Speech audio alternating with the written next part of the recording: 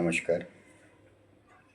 শরীর ভালো নেই, তবে মনকে ভালো রাখার চেষ্টা করি। ত্যাগী মহামানব মনীষীদের জীবনধারা প্রতিদিন অনুসরণ, অনুকরণ, অনুধাবন করবার চেষ্টা করি। আজ এক মনীষীর কথা, পূজনীয় হরেন্দ্রনাথ মুখার্জি মহোদয়, যিনি পশ্চিমবঙ্গের কোনো বাঙালি পূর্ণ মেয়াদের রাজ্যপাল ছিলেন। কেঁপে কেঁপে অনেক হয়েছিলেন বাঙালি, তবে পূর্ণ মেয়াদের জন্য কেউ রাজ্যপাল ছিলেন না। একজন তো উল্লেখ করতেই পারে, প্রাক্তন বিচারপতি শ্যামল সেন মহোদয়। কিন্তু পূর্ণ মেয়াদ অর্থাৎ 5 বৎসরের জন্য, বা তখন যে মেয়াদ ছিল, তিনি ছিলেন পশ্চিমবঙ্গের রাজ্যপাল হরেন্দ্রনাথ মুখার্জি। তিনি এতটাই ত্যাগী ছিলেন, তার প্রাত্যহিক জীবনযাত্রায় ছিল প্রাতঃভ্রমণ।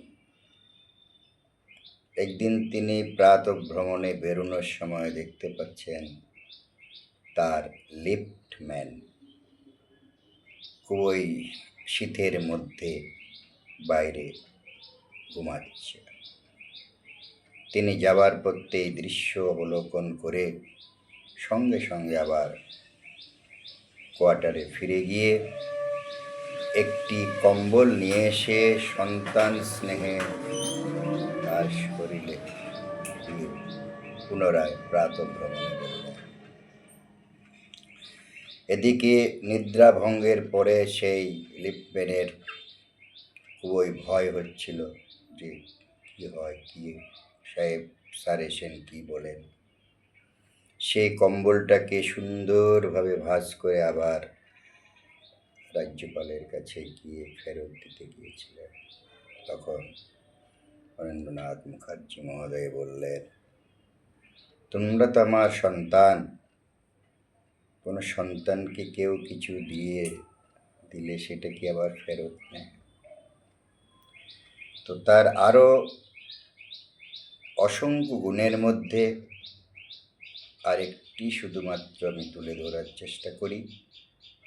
তা হলো, তিনি যেই স্যালারি গ্রহণ করতেন, 500 টাকা নিজের কাছে রেখে বাকি টাকা একটি কুষ্ঠ হসপিটালে তিনি দান করে দিতেন। হ্যাঁ, তিনি যখন রাজ্যপাল, তখন ভারতের রাষ্ট্রপতি রাজেন্দ্র প্রসাদ।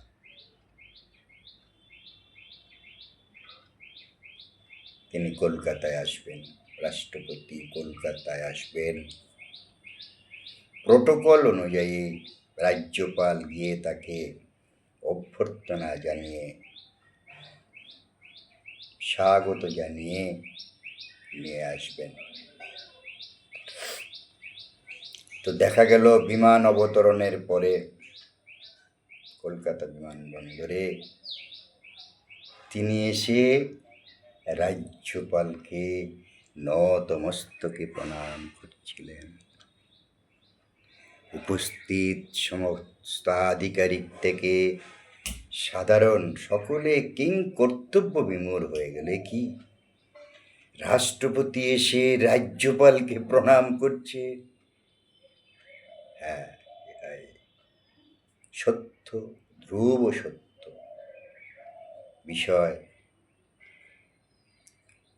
অনেক সময় প্রোটোকল মানে না।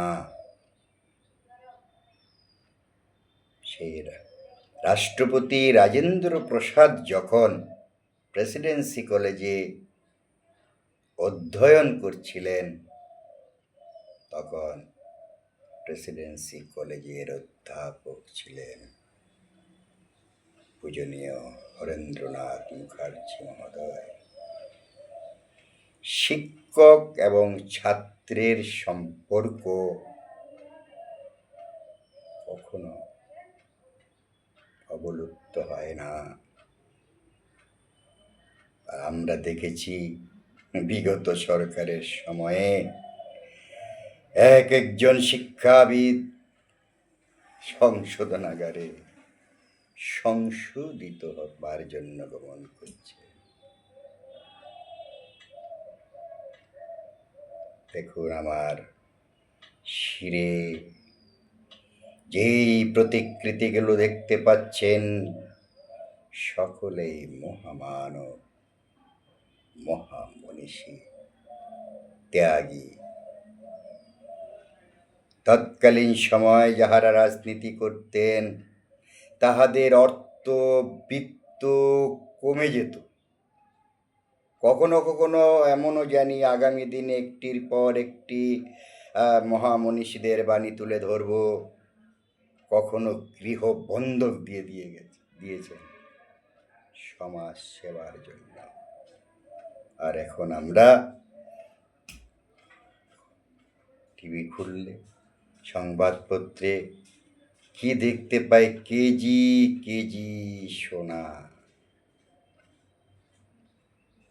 নমস্কার, এই পথে যেতে চাই না, কিন্তু কখনো কখনো মুখকে সম্বরণ করতে পারি না, তাই বেরিয়ে আসে। নমস্কার, বলতুটি মাধ্যমে।